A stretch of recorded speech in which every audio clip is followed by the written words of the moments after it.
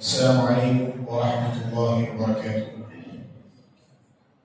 الحمد لله رب العالمين، والصلاة والسلام على أشرف الأنبياء والمرسلين وعلى آله وأصحابه أجمعين ومن تبعهم بإحسان إلى يوم الدين. أما بعد.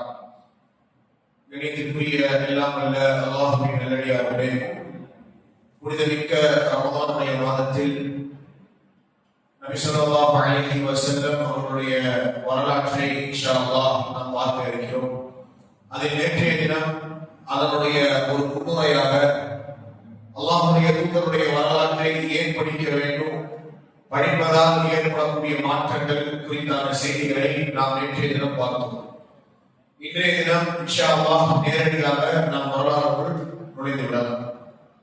ரசூலுல்லாஹி ஸல்லல்லாஹு அலைஹி வஸல்லம் உடைய வரலாறுக்கு செல்வதற்கு முன் அரபு கோத்திரங்கள், அந்த அரபு தேசம் எப்படி உருவானது, அதில் நடந்த சில நிகழ்வுகளை நிச்சயம் நாம் தெரிந்து கொள்வது என்பது அவசியம்.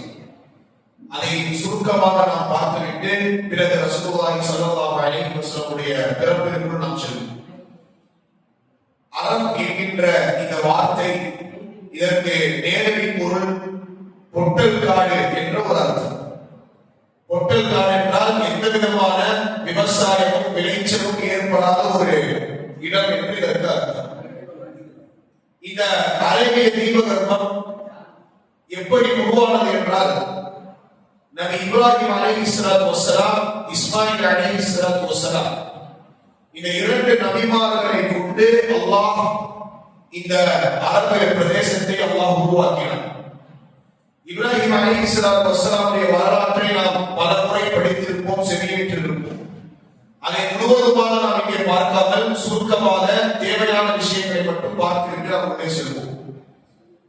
இப்ராஹிம் அலைஹிஸ்ஸலாத்து வஸ்ஸலாம் அவர்களுக்கு அல்லாஹ் கட்டளையிட்டார், உங்களுடைய மனைவி அன்னை ஹாஜரா அலைஹிஸ்ஸலாம் அவர்களையும் உங்களுடைய மகன் இஸ்மாயில் அலைஹிஸ்ஸலாத்து வஸ்ஸலாம் அவர்களையும் நீங்கள் அழைத்து சென்று ஒரு இடத்தில் விட்டுவிட்டு இடத்திலிருந்து வந்த அந்த கட்டளையை செய்து முடித்தார்கள்.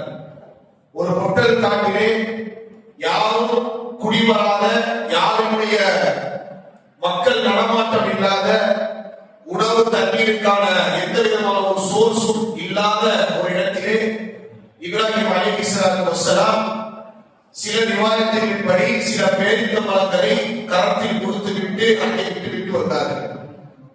திரும்பி போகும்போது கேட்டாங்க அன்னை ஹாஜரா அலைஹிஸ்ஸலாம், எங்கே செல்கிறீர்கள்? இது உங்களுடைய முடிவா அல்லாஹ்வுடைய கட்டளையா?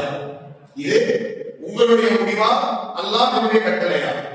அல்லாஹ்வுடைய கட்டளை என்றால் நீங்கள் தாராளமாக செல்லுங்கள், அல்லாஹ் எங்களுக்கு போதுமானவன் என்று இப்ராஹிம் அலைஹிஸ்ஸலாத்து வஸ்ஸலாம் இது அல்லாஹ்வுடைய கட்டளை என்பதை சொன்னதற்கு பிறகு ஹாஜரா அலைஹிஸ்ஸலாம் அவர்களும் இஸ்மாயில் அலைஹிஸ்ஸலாம் அவர்களும் அந்த இடத்தில் குடியமர்த்தப்படுகிறார்கள்.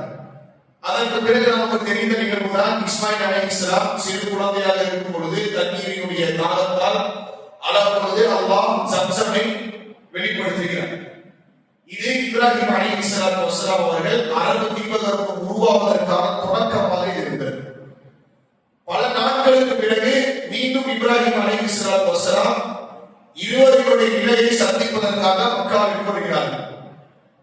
அந்த நேரத்தில் இஸ்மாயில் அலைஹிஸ்ஸலாத்து வஸ்ஸலாம் அவர்கள் வாலிப பருவத்தை அடையாத நிலையில் அழைத்தால் ஓடி வருவார். அந்த நிலையில் ஒரு குழந்தையாக இஸ்மாயில் அலைஹிஸ்ஸலாம் தவழ்ந்து கொண்டிருக்கிறார். அந்த நேரத்தில் தான் நம் அனைவருக்கும் தெரிந்த மற்றொரு நிகழ்வு ஒரு பெருநாளை கொண்டாடப்படுகிறது. அதை மையமாக வைத்து உங்களுடைய மகனை நீங்கள் அழுத்து பலியிட வேண்டும் என்ற அந்த கட்டளை. இப்ராஹிம் அலைஹிஸ்ஸலாம் அதை செய்து முடித்தார்கள். நம் அனைவருக்கும் தெரிந்த ஒரு வரலாறு. இது இரண்டாவது சந்திப்பு. மூன்றாவது முறை இப்ராஹிம் அலைஹிஸ்ஸலாத்து வஸ்ஸலாம் வருகிறார்கள். அந்த நேரத்திலே இஸ்மாயில் அலைஹிஸ்ஸலாத்து வஸ்ஸலாம் அங்கே குடிபெயர்ந்த சில கோத்திரம். இந்த கோத்திரம் எப்படி உள்ளே வந்தது என்றால், இவர்கள் வந்தேறியது. மக்கால ஒரு தண்ணி சோர்ஸ் இருக்கு அப்படிங்கறது தெரிஞ்சுக்கிட்டு, சம்சம் கிணறு ஒரு சோர்ஸ் இருக்கு அப்படிங்கறது தெரிஞ்சுட்டு, ஜுருஹும் என்று சொல்லக்கூடிய ஒரு கோத்திரம் உள்ளே வந்து குடிபெயர்கிறது. குடிபெயர்ந்து அங்கே ஹாஜரா அலைஹிஸ்ஸலாத்து வஸ்ஸலாம் அனுமதியை பெற்று அங்கே தங்க ஆரம்பிக்கிறார்கள். அந்த நேரத்தில் இப்ராஹிம் அலைஹிஸ்ஸலாம் திரும்பி வரும் பொழுது இஸ்மாயில் அலைஹிஸ்ஸலாம் நல்ல அரபு மொழியை கற்றுக்கொண்டு அதே கோத்திரத்தில் ஒரு பெண்ணை திருமணம் செய்து கொள்கிறார்கள். அப்ப இப்ராஹிம் அலைஹிஸ்ஸலாம் திரும்பி வந்து பார்க்கிறாங்க, ஹாஜர் அலைஹிஸ்ஸலாம் அந்த நிலையில் அவர்கள் இறந்து விட்டார்கள் என்ற தகவல் அவருக்கு கிடைக்கிறது. வீட்டுக்கு போனா மருமகள் தான், இஸ்மாயில் அலைஹிஸ்ஸலாம் வீட்டில் இருக்கு. போய் மருமகள் கேட்டாங்க, எப்படி இருக்கு உங்களுடைய குடும்பம்? மருமகளுக்கு தெரியாது வந்தது மாமனார். கேட்டாங்க, எப்படி இருக்கு குடும்பம்? அந்த பெண் சொன்னால், ஒரே பிரச்சனையா இருக்கு, ஒரே வறுமையா இருக்கு எங்க வீட்டுல அப்படின்னு சொல்றான். உடனடியாக இப்ராஹிம் அலைஹிஸ்ஸலாம் சொன்னாங்க, உங்களுடைய வீட்டினுடைய நிலையை நீ மாற்ற சொல், என்னுடைய மகன் நடத்தி வந்தார். அதாவது மகன் சொல்லாம இஸ்மாயில் அலைஹிஸ்ஸலாம் வீட்டுக்கு வந்தா நீ என்ன பண்ணுங்க, வீட்டினுடைய நிலையை மாற்ற சொன்னதாக நீ சொல் என்று சொல்லிட்டு போயிட்டாங்க. இஸ்மாயில் அலைஹிஸ்ஸலாம் வீட்டுக்கு வந்த உடனே சொல்றாங்க, இந்த மாதிரி ஒருத்தர் வந்தாரு, குடும்ப நிலையை கேட்டாரு, நான் இப்படி சொன்னேன், வீட்டினுடைய நிலையை மாற்றிவிடு என்று சொல்லிவிட்டு போயிட்டாரு. அப்படின்னு உடனே இஸ்மாயில் அலைஹிஸ்ஸலாம் அந்த பெண்ணை தலாக் விட்டாங்க. என்ன அர்த்தம்? வீட்டினுடைய நிலையை மாற்றினால் அந்த பெண் உனக்கானவள் அல்ல. ஒரு கணவன் மனைவி என்பவர் எல்லாவற்றையும் சகித்துக் கொண்டு அவர்களுக்குள் அந்த விஷயங்களை வைத்துக் கொண்டு எந்த பிரச்சனையா இருந்தாலும் அணுகுமுறை அடிப்படையில் செல்ல வேண்டும் என்கின்ற ஒன்றை இப்ராஹிம் அலைஹிஸ்ஸலாம் கற்றுக் கொடுக்கிறார். அந்த பெண் வெளிப்படையா என்று சொல்கிறது என்கின்ற ஒரு அடிப்படையை இப்ராஹிம் அலைஹிஸ்ஸலாமுடைய இந்த செயல் நமக்கு காட்டுகிறது. தலாக் விட்டதற்கு பிறகு இன்னொரு பெண்ணை இஸ்மாயில் அலைஹிஸ்ஸலாம் திருமணம் முடிக்கிறார். மீண்டும் இப்ராஹிம் அலைஹிஸ்ஸலாம் அந்த வீட்டுக்கு வருகிறார்கள். அப்போதும் இஸ்மாயில் அலைஹிஸ்ஸலாம் இல்லை. அப்ப அந்த இரண்டாவது மனைவி கேட்கிறாங்க, எப்படி இருக்கு குடும்பம்? அந்த மனைவி சொன்னார்கள், நல்லா இருக்கு, அல்ஹம்துலில்லாஹ், எங்களிடத்துல எல்லா வளங்களும் இருக்கு. அப்ப இப்ராஹிம் அலைஹிஸ்ஸலாம் சொன்னாங்க, வீட்டினுடைய நிலையை இன்னும் அதை சக்திப்படுத்த சொல், அதை இன்னும் உறுதிப்படுத்த சொல் என்று சொல்லிவிட்டு சென்று விட்டார்கள். இப்ராஹிம் அலைஹிஸ்ஸலாம் இப்படி 3 முறை இந்த சந்திப்பை ஏற்படுத்துகிறார்கள். பிறகு இஸ்மாயில் அலைஹிஸ்ஸலாத்து வஸ்ஸலாம் அவர்களுக்கு 12 குழந்தைகள் பிறக்கின்றன. அந்த 12 குழந்தைகளின் மூலமாகத்தான் 12 கோத்திரங்கள் உருவாகின்றன. அந்த 12 கோத்திரங்கள் தான் பின்னர் காலத்தில் மக்காவாக உருவெடுக்கிறது. 4வது முறை இப்ராஹிம் அலைஹிஸ்ஸலாம் இஸ்மாயில் அலைஹிஸ்ஸலாமை சந்திக்கும் பொழுதுதான் இஸ்மாயில் அலைஹிஸ்ஸலாம் கஅபத்துல்லாஹ் ஒரு கட்டிடமாக இல்லாமல் ஒரு மலை குன்று பொழிவு, அந்த இடத்துல இஸ்மாயில் அலைஹிஸ்ஸலாம் தன்னுடைய அம்பை சரி செய்து கொண்டு அமர்ந்திருந்தார். இப்ராஹிம் அலைஹிஸ்ஸலாம் வந்த உடனே தன்னுடைய தந்தையை பார்த்து சலாம் சொல்லி ஆரத்தை கொண்டு அந்த நேரத்தில் தான் கஅபத்துல்லாஹை இருவரும் கட்டி முடித்தார்கள். வைதியர் ஃபர்ஜ் இப்ராஹிம் அல்-கவாயித் மினல் பைத்தி வ இஸ்மாயில், அல்லாஹ் பக்ரா சூரத்துல் பக்ராவில் அல்லாஹ் சொல்கிறார். இருவரும் அதை கட்டி முடித்துவிட்டு அல்லாஹ்விடத்தில் பிரார்த்தனை செய்தார்கள், ரப்பனா தகப்பல் மின்னா, இறைவா எங்களிடத்திலிருந்து இதை ஏற்றுக்கொள் என்று அவர்கள் துஆ செய்ததாக குர்ஆனில் நாம் வரலாற்றை பார்க்கிறோம். இந்த 4 சந்திப்புகளுக்கு பிறகுதான் இஸ்மாயில் அலைஹிஸ்ஸலாத்து வஸ்ஸலாமுடைய மரணம் ஏற்படுகிறது. பிறகு அதிலிருந்து அந்த சந்ததிகள் வர ஆரம்பிக்கிறார்கள். இதுதான் சுருக்கமா அரபு தீபகற்பம் பொதுவான ஒரு வரலாறு. இப்ராஹிம் அலைஹிஸ்ஸலாத்து வஸ்ஸலாமுக்கு 2 மகன்கள் என்று தெரியும். ஒன்று இஸ்மாயில், இன்னொன்று இஸ்ஹாக் அலைஹிஸ்ஸலாம். இப்ராஹிம் அலைஹிஸ்ஸலாத்து வஸ்ஸலாமுடைய பரம்பரையிலிருந்து வந்தது ஒரே ஒரு நபி தான், அது முஹம்மது ஸல்லல்லாஹு அலைஹி வஸல்லம். ஆனால் இஸ்ஹாக் அலைஹிஸ்ஸலாத்து வஸ்ஸலாமுடைய பரம்பரையிலிருந்து பல நபிமார்கள் வந்தார்கள். இஸ்ஹாக், யாக்கூப், யூசுப் என்று அப்படி தொடர்ந்து கொண்டே இருந்தது. ஆனா இந்த பரம்பரையில ஒரே ஒரு நபி மட்டும் தான் வந்தார்கள் என்பதை நாம் இந்த இடத்தில் புரிந்து கொள்ள வேண்டும். இப்ப இதற்கு பிறகு அரபு சமூகத்திலே ஜுர்ஹும் கோத்திரத்தினர் அங்கே குடிகொண்டதற்கு பிறகு அரபு மக்களுடைய கலாச்சாரம் எப்படி இருந்தது என்பதை நாம் பார்க்கும் பொழுது, ஆராய்ந்து பார்க்கும் பொழுது, ஐயாமுல் ஜாஹிலியா என்று சொல்லக்கூடிய அறியாமை காலத்தில் தான் அந்த மக்கள் வாழ்ந்தார்கள். எந்த ஏகத்துவத்தை, எந்த தௌஹீதை இப்ராஹிம் அலைஹிஸ்ஸலாம் போதித்தார்களோ அதிலிருந்து கொஞ்சம் கொஞ்சமாக அவர்கள் விலகி மீண்டும் ஷிர்கின் பக்கமும் அனாச்சாரத்தின் பக்கமும் அசீகத்தின் பக்கமும் அவர்கள் செல்ல ஆரம்பித்தார்கள்.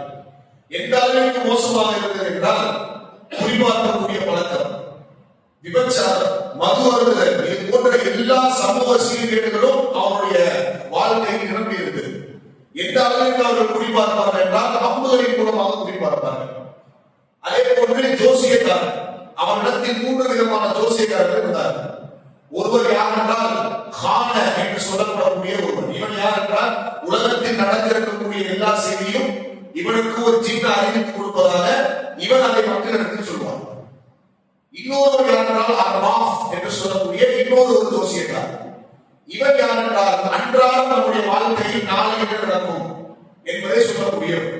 மூன்றாவது முனஜ்ஜி என்று சொல்லக்கூடிய இவன் நட்சத்திரங்களை மையமாக கொண்டு எப்போது மழை பொழியும் போன்ற செய்திகளை சொல்லக்கூடியவனாக இப்படி ஜோசியக்காரர்களிடத்தில் சென்று அந்த மக்கள் எதிர்காலத்தை கேட்டு தெரிந்து கொண்ட மக்களாக அந்த மக்கள் வாழ்ந்து வந்தார்கள். அதே நேரத்தில் விபச்சாரம் பெருகிறது. திருமணம் என்கின்ற ஒரு முறை மிக கேவலமான ஒரு நிலையில் நேரத்தில் இருந்தது. சொந்த மனைவியையே பலரோடு விபச்சாரம் செய்வதற்கு அழைக்கக்கூடிய ஒரு சமூக சீர்கேடு அந்த அரபு மக்களிடத்தில் புகுந்திருந்தது. இது ஒரு பக்கம். இன்னொன்று, அவர்கள் ஏகத்துவமான தௌஹீதை விட்டு விலகி அவர்கள் சிலைகளை வழங்கி வந்தார்கள். இந்த சிலைகளை கொண்டு வந்தவர் யார் என்றால் அம்ர் இப்னு லுஹை என்று சொல்லக்கூடிய இவன் தான். இவன் தான் சிலையை முதலாக அரபு தீபகற்பத்தில் அறிமுகப்படுத்தியவர். நாம் எல்லோருக்கும் தெரியும், மக்காவாசிகளை பொறுத்தவரை அவர்கள் வியாபாரிகள்.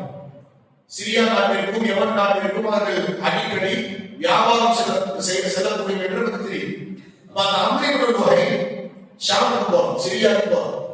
சிரியாவுக்கு போகும்போது அங்க மக்கள் வளரக்கூடிய அந்த சிலைகளை அவன் பார்க்கிறான். அவன் அங்கே பார்த்த சிலைகளை மக்கள் எல்லாம் இறை நேசர்கள், அவுலியாக்கள். இங்கு நம்ம பார்த்தோம் இல்லையா, நிறைய அடங்கி இருக்கக்கூடிய எந்த அவுலியாக்கள் இல்லை. நாம பாருங்க, அன்னைக்கு உள்ள கலாச்சாரம் ரசூல் ஸல்லல்லாஹு அலைஹி வஸல்லம் திருந்ததற்கு பிறகு இன்றும் அது ஊரில் இருக்கிறது. இதே கலாச்சாரம் தான் அங்கே இருக்கு. இறை நேசர்களாக அவர்கள் வணங்கி வந்தார்கள். ஷாம நாட்டை பொறுத்தவரை ஷாம் என்கின்ற தேசம் மிக முக்கியமான ஒரு தேசம். பல வேதங்கள் அருளப்பட்ட ஒரு தேசம். நபிமார்கள் அதிகமாக வந்த ஒரு தேசம் ஷாமுடைய தேசம். இந்த தேசத்திற்கு அவன் போகும்பொழுது அங்கே அவன் ஹுபுல் என்று சொல்லக்கூடிய ஒரு சிலையை பார்க்கிறான். ஹுபுல் என்கின்ற ஒரு சிலை. இது செந்நிறத்தை கொண்ட ஒரு கல்லால் உருவாக்கப்பட்ட ஒரு சிலை, மனித உருவத்திலே இருக்கக்கூடிய ஒரு சிலை. இந்த சிலையில் ஒரே ஒரு கை மட்டும் உடைக்கப்பட்டிருந்தது. நீங்க என்ன பண்றான், அந்த சிலையை பார்த்தோன்னே அதை கொண்டு வந்து மக்காவிற்கு மத்தியில் அதை வைக்கிறான். வச்சு என்ன பண்றா, அந்த உடஞ்சிருந்த கைய தங்கத்தால் ஒரு கை செய்து அந்த சிலைக்கு மாட்டிவிட்டு அதை மக்களிடத்தில் அறிமுகப்படுத்தி அதை வணங்க சொன்னான். 360 சிலைகளுக்கு மேல் இருந்ததாக நாம் மக்காவுடைய வெற்றியில் படித்திருக்கோம். 360 சிலைகளில் மிக முக்கியமான சிலை ஹுபுல் என்று சொல்லக்கூடிய இந்த சிலை. அதே நேரத்தில் தாயிஃபுக்கு செல்லும் பொழுது அங்கே நாத் என்கின்ற ஒரு சிலையை பார்க்கிறார். அதை கொண்டு வந்து மக்கள் வைக்கிறார். அதே மாதிரி தாத் இயற்பா என்று சொல்லக்கூடிய ஒரு ஊருக்கு செல்லும் பொழுது உஸ்ஸா என்று சொல்லக்கூடிய ஒரு சிலையை கொண்டு வைக்கிறார். இந்த 2 சிலைகளை பற்றி அல்லாஹ் குர்ஆன்ல சொல்றான். சூரத்துல் நஜ்ம்ல அல்லாஹ் சொல்லும் பொழுது அஃபரைத்துல் லாத் வல் உஸ்ஸா, இந்த 2ஐ பற்றி அல்லாஹ் பேசுகிறான். லாத், உஸ்ஸா, மனாத், ஹுபுல், இந்த 4ம் தான் மக்காவுடைய மிக முக்கியமான சிலை. இதை முதலில் அறிமுகப்படுத்தியவர் அம்ர் இப்னு லுஹை. அதே நேரத்தில் இது அல்லாமல் இன்னும் ஒரு 5 முக்கியமான சிலைகளை கொண்டு உதவிட்டார். இந்த 5 சிலைகளை குறித்து அல்லாஹ் சுப்ஹானஹு வ தஆலா குர்ஆனில் பேசுகிறார்.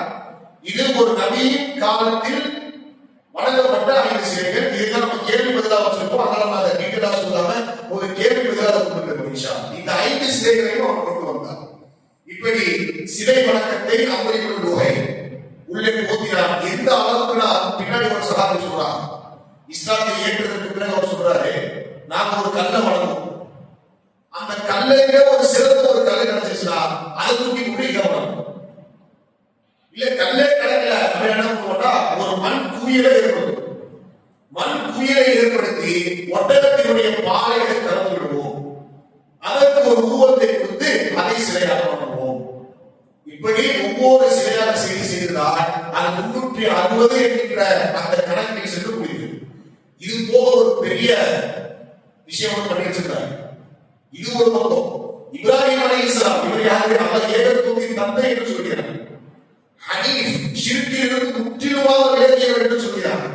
இந்த படுவாவை என்ன பண்ணாங்கன்னா, அந்த இப்ராஹிம் அலைஹிஸ்ஸலாம் இஸ்மாயில் அலைஹிஸ்ஸலாம் 2 பேரையும் காபத்துல்லாஹ்ல அம்பின் மூலமாக பார்க்கிற மாதிரி வளர்ந்து வச்சிருக்காங்க உள்ள. தௌஹீதின் தந்தையை உள்ளே வளர்ந்து வைத்திருந்தார். இதெல்லாம் இந்த ஹதீஸை எங்கே நாம் பார்க்கிறோம் என்றால் ரசூலுல்லாஹி ஸல்லல்லாஹு அலைஹி வஸல்லம் மக்கா வெற்றியில் காபத்துல்லாஹ்வுக்கு சென்று உடைக்கும் பொழுது இதையெல்லாம் நமக்கு அப்படின்னு சொல்கிறார்கள். இந்த அளவிற்கு சிலரினுடைய வணக்கமும் மூட பழக்க வழக்கங்களும் அங்கே நிறைந்திருந்ததை நாம் பார்க்கிறோம். இதுதான் அரபினுடைய ஒரு கலாச்சாரமாக இருந்தது. இதற்கு பிறகுதான் ரசூலுல்லாஹி ஸல்லல்லாஹு அலைஹி வஸல்லம் வம்சம் குரைஷ் என்று சொல்லக்கூடிய ஒரு வம்சத்திலிருந்து அல்லாஹ் ஒரு நபியை தேர்ந்தெடுக்க அவர் முடிவு செய்தார். அந்த குரைஷி கோத்திரத்தில் மிக முக்கியமானவர் ஒருவர் தான் குசைய் இப்னு கிலாப் என்று சொல்லக்கூடிய இவருடைய வரலாறு ஏன் படிக்கிறோம்னா இதெல்லாம் தெரிஞ்சாலும் நம்ம கரெக்ட் பண்ண முடியும். இதெல்லாம் தெரிஞ்சாலும் தான் நம்ம அடுத்தடுத்த நிகழ்ச்சிகளை கரெக்ட் பண்ண முடியும். அப்படிங்கிறதுனால இந்த வரலாறு சுருக்கமாக சொல்றோம். இந்த குசை என்பவர் யார் என்றால் மக்காவின் மிக பிரபலயமாக ஒரு தலைவராக இருந்தது. இவர் சில சாதனைகளை செய்கிறார். என்ன பண்றாரு அப்படின்னா மக்காவை சுற்றி தாருன் நதுவா என்று சொல்லக்கூடிய ஒரு பார்லிமெண்ட் கொண்டு வந்தார். மக்காவில் நடக்கக்கூடிய பிரச்சனைகளை பற்றி ஆலோசனை செய்யக்கூடிய ஒரு பார்லிமெண்ட் தாருன் நதுவா என்று சொல்லக்கூடிய ஒன்றை கொண்டு வந்தார். அதே போன்று போர் செய்வதற்கு கொடிகளை அறிமுகப்படுத்தினார். மூன்றாவதாக காபாவை நிர்வகிக்கக்கூடிய ஒருவராக இவர் பாருங்கள். எப்படி நிர்வகித்தார்? வரக்கூடிய ஆட்சிகளுக்கு இவர் தண்ணீர் கொடுப்பது, உணவளிப்பது போன்ற விஷயங்களை செய்து வந்தார். இப்ப நமக்கு ஒரு கேள்வி வரும், அப்ப ஹஜ் அப்படி இருந்துச்சா அப்படின்னு. ரசூலுல்லாஹி ஸல்லல்லாஹு அலைஹி வஸல்லம் அதை குறித்தும் நமக்கு சொல்லியிருக்காங்க. வரலாறு நம்ம படிக்கணும். அந்த காலத்தில் மக்கள் காபாவை வலம் வந்தார்கள். நிர்வாணமாக காபாவை வலம் வந்ததாக வரலாற்று செய்திகள் நமக்கு தெரிவிக்கின்றன. ஆனால் நம்ம செய்யக்கூடிய ஹஜ் மாதிரி நம்மள அவங்க செய்யுது. நமக்கு இருக்கக்கூடிய சட்டங்களை கூட அவர்களுக்கு இல்லை. அப்ப இது போன்ற விஷயங்களை இந்த குசை செய்து வந்தார். இந்த குசைக்கு பிறந்ததுதான் அப்துத்தார், அப்து மனாஃப் என்று சொல்லக்கூடிய இரண்டு குழந்தைகள். இந்த அப்துத்தார் பாத்தீங்கன்னா இவர் தான் புத்தகம். ஆனா கொஞ்சம் சோம்பேறியான ஆக்டிவா இல்லாம. ஆனா அப்து மனாஃப் என்பவர் ரொம்ப ஆக்டிவான. அப்ப குசை என்ன செய்தார்? இரண்டு மகன்களுக்கும் அவருடைய மரண நேரத்தில் இரண்டு பேருக்கும் அந்த நிர்வகிக்கக்கூடிய அந்த விஷயங்களை பிரித்து கொடுத்தார். எல்லாத்தையும் ஒரே ஆள் செய்ய முடியாது, ரெண்டு பேரும் பிரிச்சுக்கங்க அப்படின்னு சொல்லி பிரித்து கொடுத்தார். அந்த அடிப்படையில் அப்துத்தாருக்கு அவர் என்ன செய்தார் என்றால், இது போன்று நீங்கள் காபத்துல்லாஹ்வுடைய சாவி, அதே போன்று ஹாஜிகளுக்கு உணவளித்தல், இது போன்ற விஷயங்களை அவருக்கு கொடுத்தார். அதே போன்று அப்து மனாஃபுக்கு தாருன் நதுவாவுடைய அந்த பொறுப்பை குசை இப்னு கிலாப் இவர் பங்கிட்டு கொடுத்தார். அதே போன்று இப்படி பங்கிட்டு கொடுத்ததற்கு பிறகு குசையினுடைய மரணத்திற்கு பிறகு அப்துல்லாஹ், அப்து மனாஃப் இந்த இருவரும் நிர்வகித்து வந்தனர். இந்த அப்து மனாஃபிற்கு பிறந்தவர் தான் ஹாஷிம் என்று சொல்லக்கூடிய. இதை வைத்துதான் ரசூல் ஸல்லல்லாஹு அலைஹி வஸல்லம் பரம்பரை அறியப்படுகிறது. ஹாஷிம் குடும்பத்தார். இந்த ஹாஷிம் இவர் யார் என்றால் அப்து மனாஃபிற்கு பிறகு அந்த பொறுப்புகளை எல்லாம் இவர் கையில் எடுத்துக்கொண்டார். எடுத்துக்கொண்டதற்கு பிறகு இவர் சில சாதனைகளை செய்தார். என்ன பண்ணாரா? திக்கடி அப்படின்னு சொல்லக்கூடிய முதலாவது ஒரு உணவை இவர் தான் அந்த இடத்துல அறிமுகப்படுத்தினார். திக்கடினா என்ன அப்படின்னா அந்த இடத்துல பஞ்சமை, உணவு கிடைக்கிறது ரொம்ப கஷ்டம். அப்ப அவர் என்ன சொன்னாரு?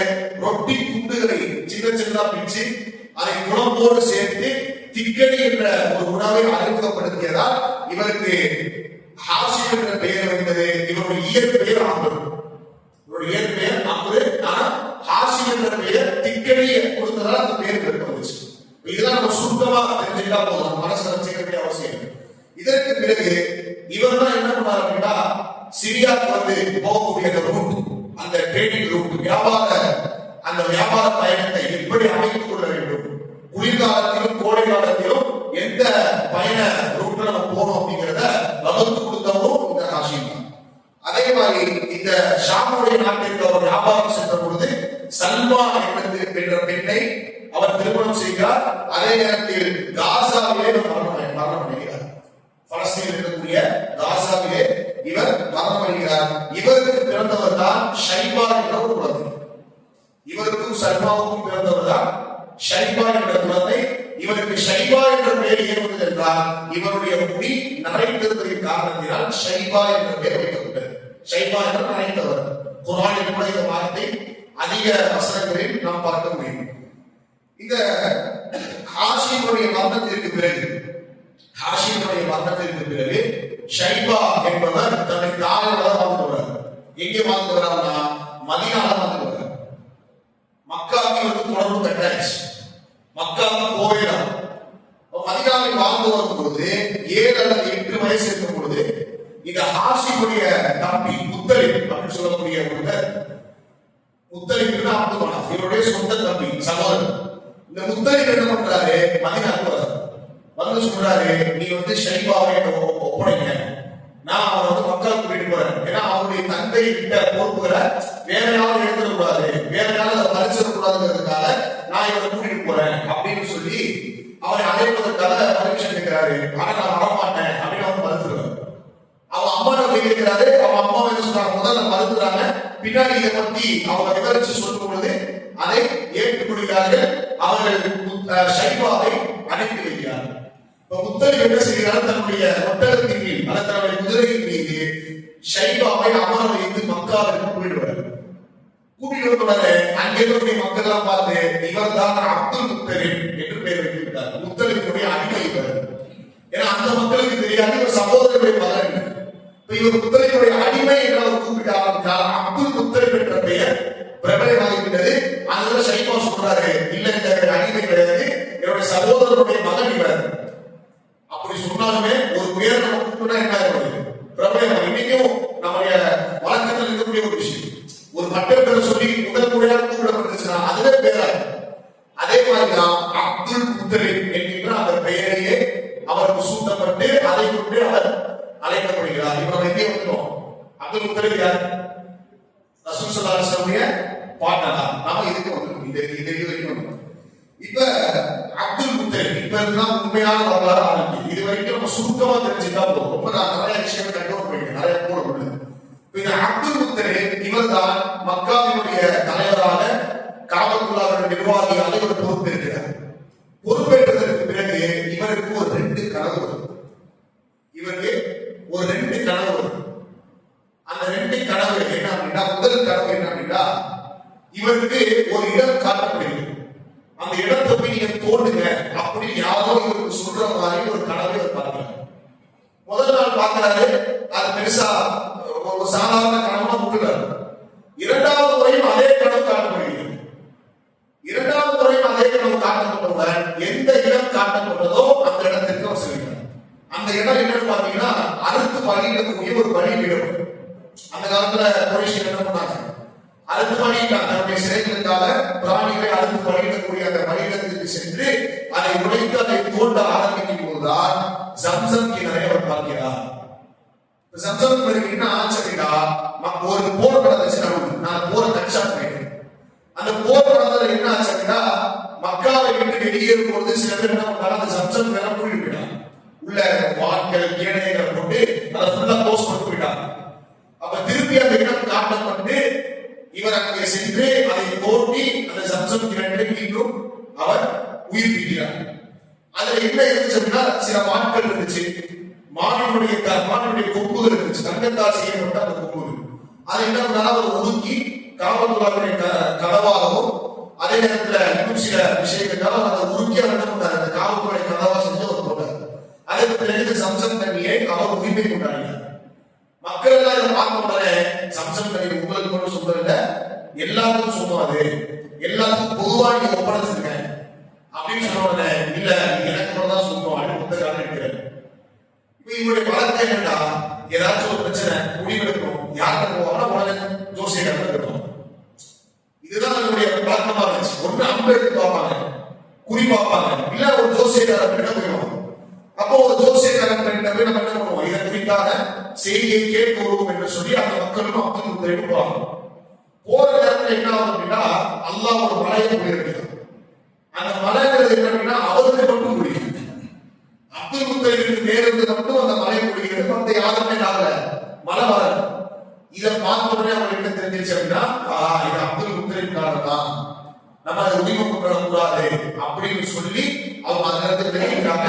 அப்துல் முத்தலிபுக்கு அதுல இருக்கு அந்த ஜம்சம் தண்ணி, அவரே அதை உரிமை கொண்டாடி இருக்கிறார். இப்ப இதற்கு பிறகு அப்துல் முத்தலிப் அவர்கள் இது போன்று எனக்கு சம்சம் கிணறு கிடைத்திருந்தால் நான் ஒரு முயற்சி செய்யறேன் அப்படின்னு ஒரு முயற்சி வச்சேன். இன்ஷா அல்லாஹ் அதுக்கு என்ன முயற்சின்றதை இன்ஷா அல்லாஹ் பண்ணுவோம். நாளைய தினம் நாம் பார்ப்போம். அல்லாஹ் சுப்ஹானஹு வ தஆலா எதை கேட்கவோ அதன்படி நடக்கக்கூடிய பாக்கியத்தை கொடுப்பானாக. கேட்ட விஷயங்களை என்னுடைய மனதில் பதிய வைப்பானாக. அதே நேரத்தில் இன்றைக்கான கேள்வியை அவன் சொல்லிட்டு இருக்கிறார். அம்பரிக்கு நுகை பல சிலைகளை எடுத்து வந்தான். அதுல ஒரு முக்கியமான சிலைகள் ஒரு 5 சிலைகளை கொண்டு வந்தான். இந்த 5 சிலைகளை குறித்து குர்ஆனில் ஒரு சூறாவில் பேசப்பட்டிருக்கிறது. அது எந்த சூறா அப்படிங்கறத என்ன பண்ணுவோம் கண்டுபிடிக்கிறோம். ஒரே கேள்விதான், ஆனா 3 சப்செக்ஷன். என்ன சூறா, அந்த பெயர்கள் என்ன, அதற்கான வரலாறு என்ன, எதனுடைய தொடக்கம் அது அப்படிங்கறத இன்ஷா அல்லாஹ் பண்ணுங்க. அந்த விடையை என்ன பண்ணுங்க எழுதிடுவாங்க. இன்ஷா அல்லாஹ் இதுதான் இன்றைக்கான கேள்வி. நம்ம ஏன் கேள்வி இந்த முறையில் அமைக்கிறோம்னா ஒரு தேடல் இருக்கணும் அப்படின்றதுனால. நம்ம சொந்த விஷயத்திலே கேள்வி கேட்டா ஈஸியா கண்டுபிடிக்கலாம், யாருக்கும் பதில் சொல்லிடணும். அப்போ ஒரு தேடல் இருக்கணும். குர்ஆனை புரட்டி படிக்க வேண்டும் என்பதற்காக நம்ம என்ன செய்யணும், இந்த மாதிரியான ஒரு ஃபார்முலா ஏற்படுது. நான் 5 சிலைகளுடைய பெயர், எந்த சூறாவில் குறிப்பிடப்பட்டிருக்கிறது, எந்த காலத்தில் அது வழங்கப்பட்டன, எதனுடைய தொடக்கம், இந்த 4ஐயும் சேர்த்து ஒரு கேள்வியாக ஏற்பட்டிருக்கிறது. இன்ஷா அல்லாஹ் சுருக்கமாக எழுதுவாங்க. இன்ஷா அல்லாஹ் அடுத்தடுத்த நிகழ்வுகளை நாம் வரக்கூடிய நாட்களில் பார்ப்போம். வாஹிது தஅவானா அல்ஹம்துலில்லாஹி ரப்பில் ஆலமீன். அஸ்ஸலாமு அலைக்கும் வரஹ்மத்துல்லாஹி வபரகாத்துஹு.